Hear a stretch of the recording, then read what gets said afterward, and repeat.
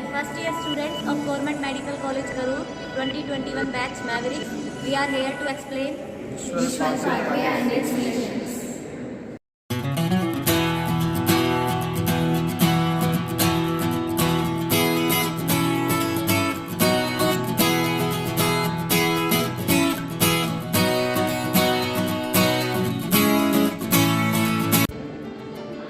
Now let's see about the visual pathway. The imaginary line in the macula separates the field of vision into nasal and the temporal parts. The light rays from the nasal part falls on the temporal retinal fibers, and the light rays from the temporal field falls on the nasal retinal fibers, and these fibers carry the stimulus in the optic nerve.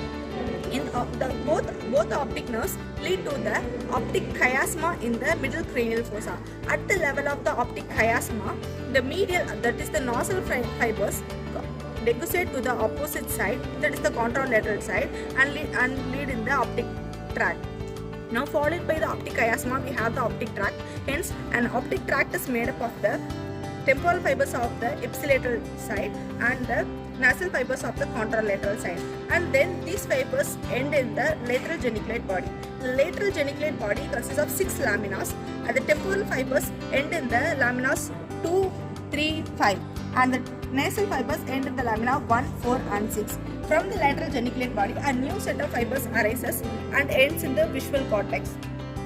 These fibers are known as the geniculocalcarine tract. It is also known as the optic radiation. Hence, these fibers radiate from the lateral geniculate body to the visual cortex. The visual cortex is located in the occipital lobe, and this visual cortex on the Brodmann's area number 17, 18, and 19. Let's see about the lesions in visual pathway. If the lesion is at the level of left optic nerve, that is side A, we get left eye anopia.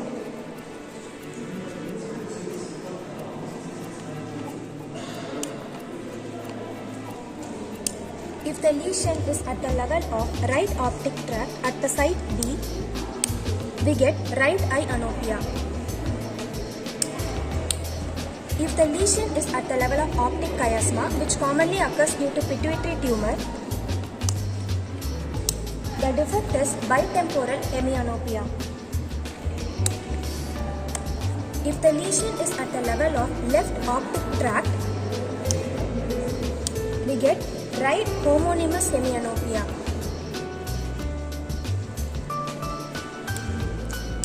If the lesion is at the level of right optic tract, that is the side E, we get left homonymous hemianopia.